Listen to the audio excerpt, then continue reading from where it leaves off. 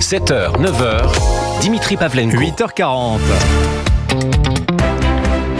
La revue de presse d'Europe 1, Olivier Delagarde. Ce matin, ce n'est pas un titre d'un journal qui retient votre attention, mais un autocollant. Et oui, un autocollant que l'on voit de plus en plus à l'arrière des Tesla en Allemagne. C'est ce que raconte l'Opinion ce matin. Un sticker sur lequel on peut lire « Je l'ai acheté avant qu'Elon ne devienne fou ». Un autocollant qui finalement résume bien la pensée d'une partie de l'opinion publique et de la presse qui ne comprend strictement rien à ce qui se passe aux États-Unis depuis 3 semaines.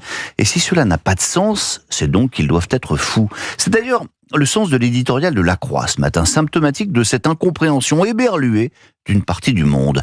Alors que les déclarations et les décrets, parfois aussi stupéfiants qu'inattendus, se multiplient, comment réagir ? S'interroge en première page Lou Bémond de Senneville. Faut-il accepter de rentrer dans la logique du président américain ou au contraire ne rien dire puisqu'ils doivent être fous ? Mais ils ne sont pas fous, Olivier.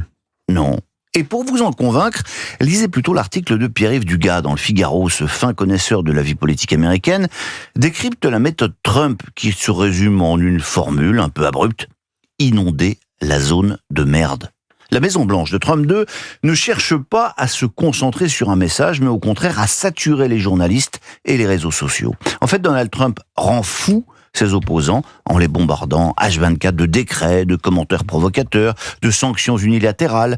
Et en mélangeant tout, on crée la confusion dans l'opinion, on force les fact-checkers à courir après des exagérations, mais avec 1 ou 2 trains de retard. En 2017, Donald Trump, surpris d'avoir battu Hillary Clinton, ne savait pas ce qu'il voulait faire, poursuit-il. 8 ans plus tard, c'est tout le contraire. Le blitz des premières semaines de second mandat a été soigneusement préparé. La rupture avec l'ordre woke établi, l'affirmation sans embâche de l'impératif de supériorité de l'Amérique et le démantèlement des réseaux politiquement corrects de bureaucrates sont les objectifs à atteindre le plus vite possible avant que l'opinion ne bascule. Alors Trump n'est donc pas fou. Qu'en est-il d'Elon Musk ?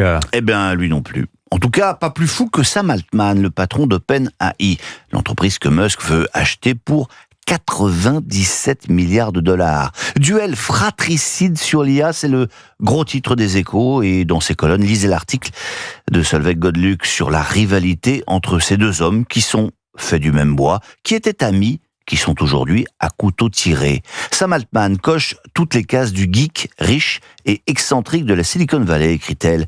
Il fait des dons aux démocrates, défend le revenu universel, il est gay, végétarien, collectionne les Formule 1, c'est aussi un survivaliste qui stocke les réserves d'eau, les masques à gaz et les armes à feu. Elon Musk a tourné, lui, cette page du cool californien et mène la chasse aux sorcières contre les idées progressistes et fait un gros complexe par rapport à Altman. Bref, on ne sait pas lequel des deux est le plus fou. C'est sûr, ça, ce complexe d'Elon Musk vis-à-vis de Sam Altman. C'est marqué dans le journal. Intéressant. Quoi d'autre dans les journaux ? Plein de choses, Dimitri. D'abord, cette tribune de 300 avocats dans Le Figaro qui entendent bien défendre le droit de chaque accusé à parler à son conseil en toute confidentialité.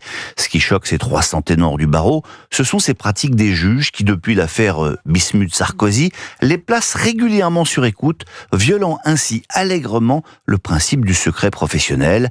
Malheur au pays dont les petits juges ne respectent pas la loi. Enfin, tandis que les États-Unis vivent au rythme de la rivalité Musk-Altman, la France, elle, assiste au spectacle de la guéguerre Mélenchon-Olivier Faure. Eh oui, on a les rivalités qu'on peut. Les deux hommes font la une du JD News cette semaine.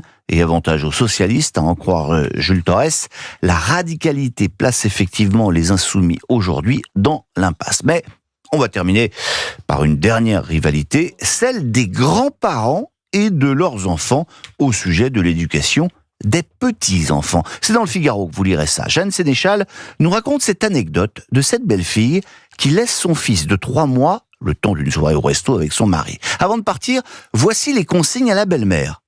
18h30, faire couler le bain à 37,5 degrés. 18h35, bain, 10 minutes. 19h30, biberon, à donner exclusivement sur le fauteuil de sa chambre avec veilleuse et bruit qui stimule les battements de cœur in utero. Allez donc. Réaction de la grand-mère, mais pourquoi se complique-t-il autant la vie ?